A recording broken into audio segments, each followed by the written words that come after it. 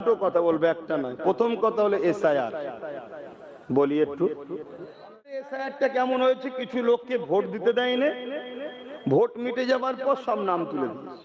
2022-এ বলেছিলাম, আজ শুনেছেন কি যে একটা দিন আসছে যে তোদের দেখবি ভোটার লাইনে দাঁড়িয়ে আছি, নাম নেই, ভোটের তালিকা থেকে নাম কেটে বাদ দিয়ে দেবে, ভোট দিতে দেবে না। বলেছিলাম, দেখেছেন কি? কারা কারা শুনেছেন একটু হাত তোলেন। বাবা, সবাই শুনে নিয়েছে। কেন বলেছিলাম? 2021-এ আমি মানুষকে বলেছিলাম যে আমার ভাই নওশাদ দাঁড়াচ্ছে, তার সাথীরা দাঁড়াচ্ছে, নিজেদের হাতে একটা লাঠি দরকার, চেয়ারের একটা পায়া দরকার, একটু সাপোর্ট করো। ভাঙড়ের মানুষকে আমি সালাম জানাই। এই মালদা জেলা থেকেও ওরা বীরত্বের প্রমাণ দিয়ে যাক লড়াই করে সাথ দিয়েছে। বাকি অনেক জায়গায় সাথ দিয়েছিল, কিন্তু শেষ পর্যন্ত লড়াই করে বার করতে পারেনি। সাথ দিয়েছিল, চুরি হয়ে গেছে।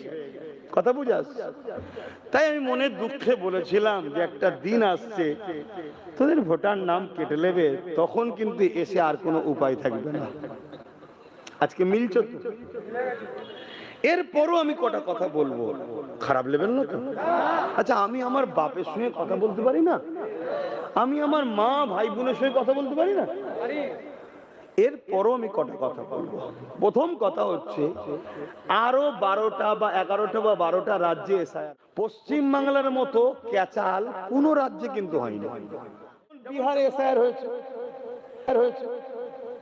বিহারে এসআইআরটা কেমন হয়েছে? কিছু লোককে ভোট দিতে দেয়নি, ভোট মিটে যাবার পর সব নাম তুলে দিয়েছে। তার মানে কেউ ভাবছিল হয়তো আমার যদি না আসতে পারি, চল ভোট কেটে রেখে দে। কেউ বাংলায় ঢুকতে চাইছে, বুঝতে পারছেন তো? দেখতে যদি ভোট না কেটে রাখি তাহলে তো আসতে পারবো না। কিন্তু বাংলার যে জটিল কেসটা হয়েছে, এটা হলো এটাই, সব রাজ্যে এসআইআর এর সমাধান নির্বাচন কমিশনার করলো। আমার রাজ্যে কিন্তু এসআইআর এর শেষের দিকে, পুরো ফাইসাল্লা শেষের দিকে গিয়ে নির্বাচন কমিশনারের হাত থেকে বিচারপতির হাতে চক্রান্তে গেল মনে হয়। ওই যে লাস্টে বোরখা পরে সুপ্রিম কোর্টে কালো কোট পরে গেল না, ওই যে গুটটা লাগিয়ে দিয়েছে। কারণ কি? কথা কোনো বুঝবেন? কারণ কি? কারণটা একটু শোনেন। নির্বাচন কমিশনের হাতে থাকলে একটা নয় হাজারটা আন্দোলনের রাস্তা আছে, একটা সংস্থা সে। কিন্তু বিচারপতির হাতে চলে গেলে আপনি আন্দোলন করবেন কি করে? জজেদের বিরুদ্ধে আন্দোলন করা যায়? জজেরা যদি ভুল করে আরেকটা জজের কাছে বিচার চাওয়া যায়, সেও যদি ভুল করে আরেকটা জায়গায় যাওয়া যায়, কিন্তু জজেদের বিরুদ্ধে তো আন্দোলন হবে না। তাহলে বড় প্ল্যান করে জজেদের হাতে তুলে দেওয়া হল। এক। দ্বিতীয় নম্বর পয়েন্ট, নির্বাচন কমিশনের হাতে যদি থাকতো, ভোট ঘোষণা নির্বাচন কমিশনার করতে পারতো। আরে আগে আপনি আপনার কাজ কমপ্লিট করতে পারেন না, আগে ভোটারদের নাম ঠিক হয় না, আপনি ঘোষণা করলেন, আগে নাম ঠিক করুন তারপরে ভোট হবে।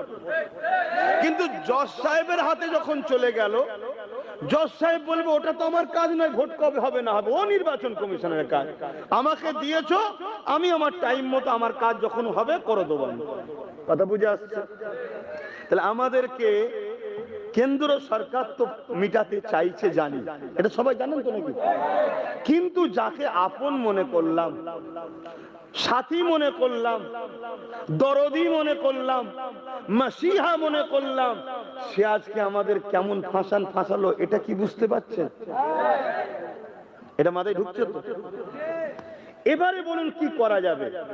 আমার কথা যদি শোনেন, আমি পরামর্শ দিচ্ছি। যাদের 2002 এর লিঙ্ক আছে, নামের ভুল ভ্রান্তির জন্য যদি ডিলিট হয়ে যায়, আপনি ওই ট্রাইব্যুনালে নিশ্চয়ই অনলাইনে ফর্ম ফিল আপ করেছেন।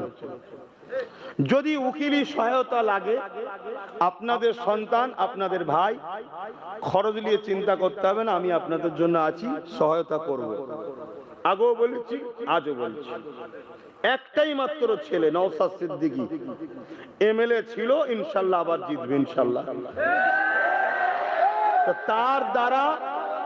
তার দ্বারা যদি সুপ্রিম কোর্ট পর্যন্ত আপনাদের হয়ে লড়তে হয়, আপনাদের হয়ে লড়ব।